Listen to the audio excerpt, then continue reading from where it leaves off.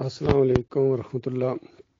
یہ بہت ہی پیاری کسی نے پوسٹ شیئر کی ہے، اس کی سیٹنگ بھی بہت اچھی ہے اور دعوتی انداز ہے۔ میرا دل چاہا کہ میں اس کے اوپر تھوڑا تبصرہ کر کے مزید اس کی تشریح کروں تاکہ پوری بات اپنے پیارے بھائیوں تک پہنچے۔ اللہ تعالیٰ کا یہ فرمان ہے، اس کا ہیڈنگ انہوں نے اوپر ڈالا ہے کہ غیر اللہ کو پکارنا شرک ہے، اور سورہ شعراء کی 213 نمبر آیت کا حوالہ دیا ہے۔ اعوذ باللہ من الشیطان الرجیم، بسم اللہ الرحمن الرحیم، فلا تدع مع اللہ الہا آخر فتکون من المعذبین، کہ دیکھنا اللہ کے علاوہ کسی اور کو نہ پکارنا، اللہ کے ساتھ کسی اور کو معبود نہ ماننا، کسی اور کو نہ پکارنا، ورنہ تم بھی سزا پانے والوں میں شامل ہو جاؤ گے۔ بتایا اس میں کوئی استثناء نہیں ہے، کوئی بھی جو بھی اللہ کے علاوہ کسی اور کو پکارے گا مدد کے لیے، جس طرح مشرکین مکہ پکارتے تھے یا ابراہیم اگسنی، یا لات بابا، یا منات بابا، قوم نوح پکارتی تھی یا ود یا سواع یا یعوس المدد، وہ بھی پکارتے تھے۔ اور آج کے یہ شرک کرنے والے بھی بالکل اسی طریقے سے پکارتے ہیں اللہ کے علاوہ، یا علی مدد، یا رسول اللہ مدد، یا غوث مدد۔ تو نبی علیہ السلام کو کہا گیا، مومنوں کو کہا گیا، ہر ایک کو کہا گیا کہ دیکھنا اس میں کوئی استثناء نہیں ہے۔ یہ وہی والا انداز ہے، لئن اشرکت لیحبطن عملک ولتکونن من الخاسرین، کہ نبی آخری نبی ہیں آپ، برگزیدہ ترین نبی ہیں، اور یہ بات ایمان اور توحید کے حوالے سے سن لیجیے، ہر ایک کو میں نے یہی کہا ہے کہ لئن اشرکت، اگر تو نے بھی شرک کیا تو ضرور بالضرور وَلَتَكُونَنَّ مِنَ الْخَاسِرِينَ، ضرور بالضرور خسارہ پانے والوں میں شامل ہو جاؤ گے۔ اور یہاں بتایا فَتَكُونَ مِنَ الْمُعَذَّبِينَ، تم سزا پانے والوں میں شامل ہو جاؤ گے۔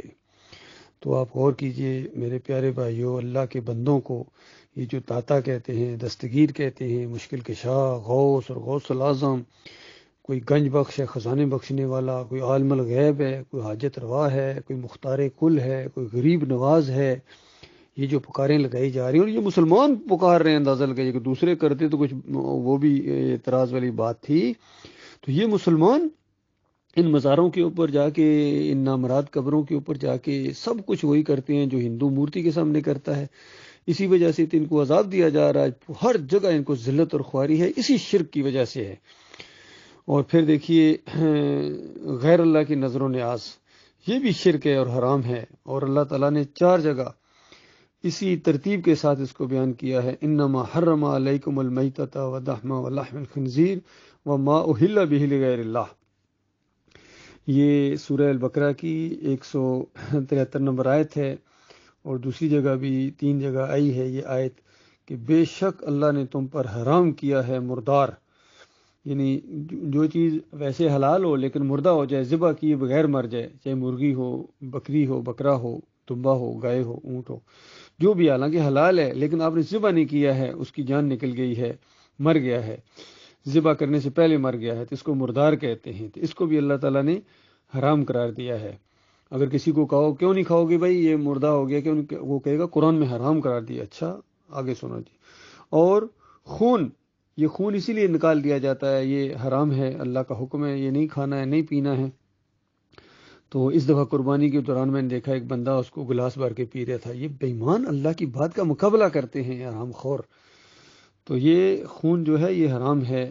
کسی کو کہا جائے خون پیو، کہے گا نہیں ہرگز نہیں، یہ تو قرآن میں حرام ہے۔ ٹھیک ہے جی آگے چلو۔ اور سور کا گوشت، یہ جو خنزیر، سور، پگ جسے کہتے ہیں، سوائن، تو اس کا گوشت بھی مسلمان نہیں کھاتے ہیں، اور بالکل صحیح نہیں کھاتے ہیں۔ پوچھو کیوں نہیں کھاتے ہو سور، وہ کہے گا قرآن میں حرام قرار دیا۔ اس کا تو نام لیتے ہوئے یہ لوگ گھبراتے ہیں، کہتے ہیں نام بھی لیا تو زبان پلید ہو جاتی ہے، اتنی نفرت کرتے ہیں۔ کیوں بھائی؟ قرآن میں اس کو حرام قرار دیا۔ بالکل ٹھیک جی آگے چلو جی۔ اور فرمایا وما اہل بہ لغیر اللہ، ہر وہ چیز جس پر اللہ کے علاوہ کسی اور کا نام پکارا جائے، اس کو آج مسلمان منو سلوا سمجھ کر کھا رہے ہیں، اور کوئی 11ویں کی شکل میں، کوئی 12ویں کی شکل میں، میلاد کے کیک کی شکل میں، 10 محرم کے شربت اور حلیم کی شکل میں، اور جتنے یہ نامراد قبروں کے اوپر دیگیں پکائی جاتی ہیں درباروں کے اوپر، اس کو منو سلوا سمجھ کے یہ مسلمان کھا رہے ہیں نیاز کو. تو اللہ کے بندو یہ اسی طرح حرام ہے جس طرح خون حرام ہے، جس طرح مردار حرام ہے، اور جس طرح سور کا گوشت حرام ہے. تو جو کھانے والا ہے وہ شرک کر رہا ہے، کھلانے والا شرک کرا رہا ہے، اور کھانے والا حرام کھا رہا ہے اور شرک کر رہا ہے. تو اس کی نیچے تشریح بڑی پیاری کسی نے کی ہے کہ قرآن کریم کی اس آیت سے معلوم ہوا کہ عبد القادر جیلانی کے نام کی 11ویں 12 ربیع الاول کے نام پر شیرینی، اناج اور پھل، رجب میں جعفر صادق کے نام کے یہ جو کھیر پوڑی کنڈے، شعبان میں مردوں کے نام کا حلوہ مٹھائی اور کپڑے، محرم میں حسن اور حسین رضی اللہ عنہ کے نام کا شربت، حلیم اور یہ سبیل جو لگائی جاتی ہے اس کا پانی، مزاروں پر عرس اور میلے میں جو باباؤں کے نام کا لنگر، تبرک، یہ تمام چیزیں قرآن و حدیث کے مطابق غیر اللہ کی نظر و نیاز ہیں، جو کہ کھانا حرام اور کرنا شرک ہے، اور شرک کرنے والا کبھی جنت میں نہ جائے گا. تمام نعمتیں اللہ کی عطا کرتا ہیں، لہذا صرف اللہ تعالیٰ کے نام کی نظر و نیاز کریں، کیونکہ یہی اللہ کا حکم ہے اور سنت رسول صلی اللہ علیہ وآلہ وسلم ہے. اللہ کے بندوں غور کرو، آج ہمارے معاشرے کے اندر مسلمانوں کے اندر کبھی آپ بس میں جائیں، بس کے اوپر چڑھاتے ہیں، یہ 11ویں کے نام کے پیسے دو جی، یہ دمڑی والے سرکار ہے جی، یہ نظر اللہ نیاز حسین. دیکھو کیسا لفظ، نظر اللہ نیاز حسین. عام جو آدمی وہ سمجھتا بس نظر تو اللہ کی ہے، حسین کی تو نیاز ہے. حالانکہ نظر و نیاز ایک ہی چیز ہے. اللہ کی کرو گے تو حلال، کسی اور کی کرو گے تو حرام، ناجائز، شرک. تو یہ توبہ کرنی چاہیے، معافی مانگنی چاہیے. اللہ کے علاوہ کوئی داتا نہیں ہے، کوئی دستگیر نہیں ہے، کوئی مشکل کشا حاجت روا نہیں ہے، کوئی پکارے جانے کے لائق نہیں ہے. جس طرح اسی طرح کوئی رکوع اور سجدے کے بھی لائق نہیں ہے. یاد رکھیے کوئی رکوع اور سجدے کے لائق نہیں ہے. جب ابراہیم علیہ السلام رکوع اور سجدے کے لائق نہیں ہے، اسحاق علیہ السلام رکوع اور سجدے کے لائق نہیں ہے، جب یعقوب علیہ السلام رکوع اور سجدے کے لائق نہیں ہیں، تو یوسف علیہ السلام کس طرح سجدے کے لائق ہو گئے. آج کچھ مفسرین نے، جس طرح ابن کثیر نے اور دوسرے لوگوں نے بھی اسی طرح کی تفسیر کی ہے.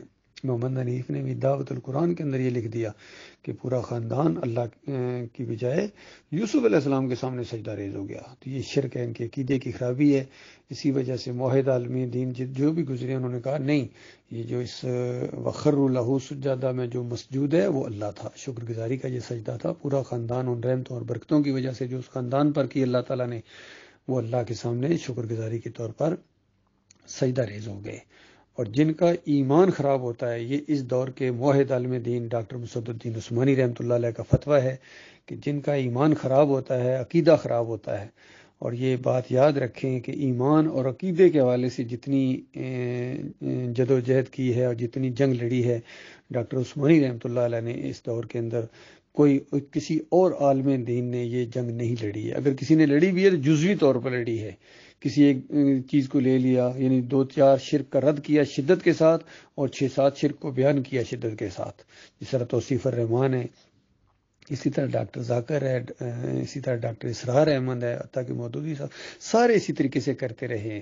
شرک کا رد بھی کرتے رہے کہیں، اور کہیں شرک کی حمایت بھی کرتے رہے ہیں. لیکن واحد عالم دین ڈاکٹر مسعود الدین عثمانی رحمۃ اللہ علیہ گزرے جنہوں نے ایک ایک شرک کی جڑ کے اوپر تیشہ چلایا ہے. تو اس شرک کی، سجدہ تعظیمی کے شرک کے اوپر بھی انہوں نے بحثیں کی ہیں، اور مولویوں کو کہتے تھے نہیں حضرت وخر لہ سجدہ. وہ سارے کے سارے پورا خاندان اللہ کے سامنے سجدہ ریز ہوا ہے. اور پھر مثالیں دیں کہ دیکھو خواب کی تعبیر ہوتی ہے.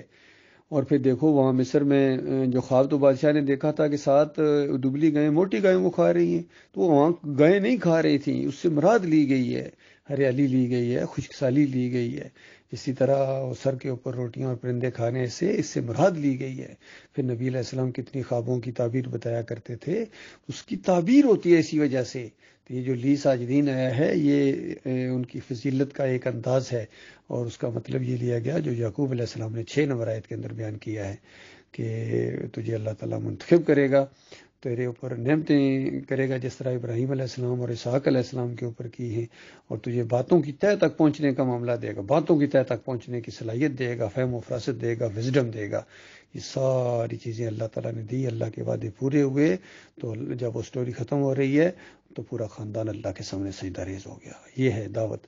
لیکن شرک والا دماغ ہو جن کا عقیدہ خراب ہو، ایمان خراب ہو تو ڈاکٹر صاحب کا یہی فتویٰ ہے عثمانی رحمۃ اللہ علیہ کا کہ پھر وہ اس طرح تفسیر کرتے ہیں کہ یوسف علیہ السلام کے سامنے سجدہ ہوا ہے.